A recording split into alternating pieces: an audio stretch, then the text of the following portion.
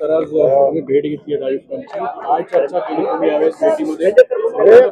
प्रकरण देखील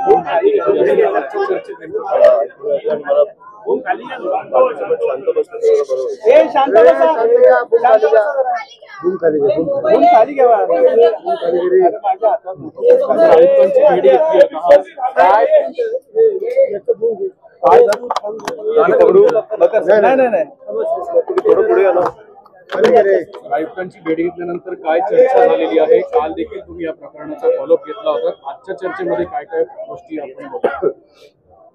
कारण काल जो विषय झाला त्याच्यासाठी मी कालच निघणार होतो पुण्यासाठी, पण सगळे बोलले की आज आम्ही या सगळ्यांना भेटायला येणार होतो, पण आयुक्तांची पण वेळ मिळाली, मी त्यांना पण भेटायला आलो.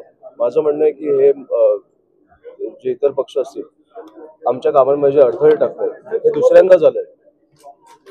दुसऱ्यांदा झालंय आणि त्याच्यामुळे ते सत्तेत असतील तरी कितीही प्रेशर टाकला तरी फरक पडणार नाही हे दाखवायला मी आज आलो.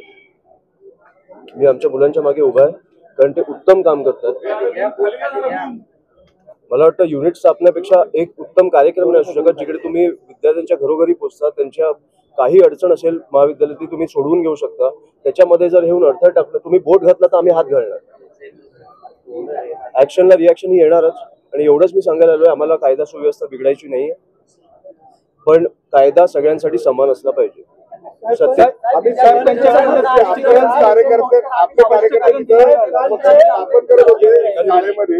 परंतु पॅम्पलेट तुम्ही दाखवले, मात्र तुमच्याच विरोधात कार्यकर्त्यांच्या विरोधात गुन्हा दाखल झालेला आहे. कुठेतरी म्हणजे तो ट्रेसपासिंगचा आहे. आणि कारण आम्ही मी ज्यांच्याशी बोलतो ना त्यांच्याशी बघून बोलू शकतो.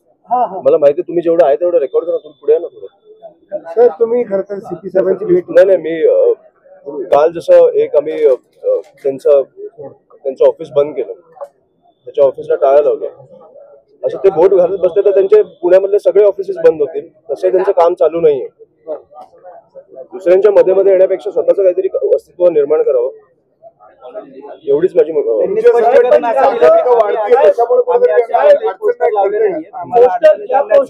आज सीपी साहेबांना बोललो, सीसीटीव्ही आहेत आपल्याकडे, ते मुलं पुण्यात बघू.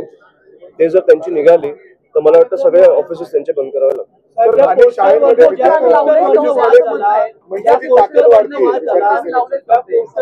सकाळपासून चर्चा सुरू होती, तुम्ही संघटना त्यानंतर ओबीसीचं म्हणणं आहे का आम्ही तो पोस्टर लावलाच नाही, तरी देखील आमच्या कार्यालयात प्रमुखपणे असं आंदोलन केली आहे. मग ह्याच्या पुढे कुठचाही कार्यक्रम असेल त्यांचा आणि आम्ही तिकडे बॉयकॉट एबीव्हीपी लिहिलं आणि जॉईन MNS लिहिलं आणि आम्ही बोललो आमचं नाहीये तर चालणार आहे. त्याच्यामुळे ती मुलं कोण आहेत आपण बघू. ह्याच्या पुढे झालं तर ह्याच्या पुढे आमची अशीच रिॲक्शन मिळणार तुम्हाला.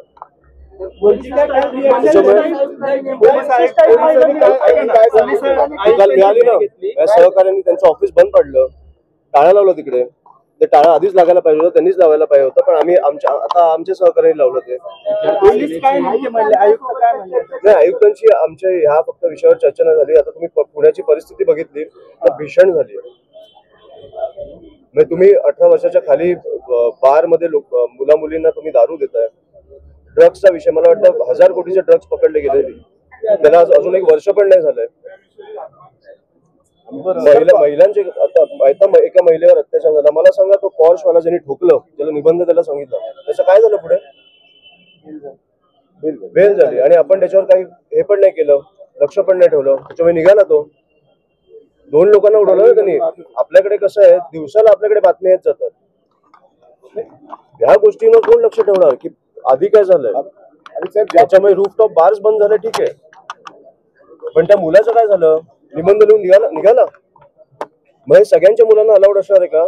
चुकून झालं तर मग कायदा सगळ्यांसाठी समान असला पाहिजे. ज्या पद्धतीने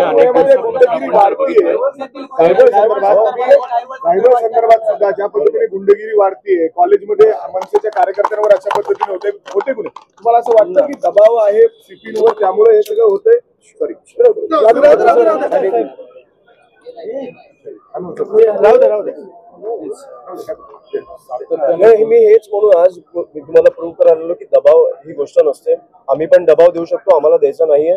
शेवटी ते पोलीस आयुक्त आहेत, ते त्यांचं काम करतात. त्याच्यामुळे कायदा हा सगळ्यांसाठी समान असला पाहिजे, एवढीच माझी मागणी आहे.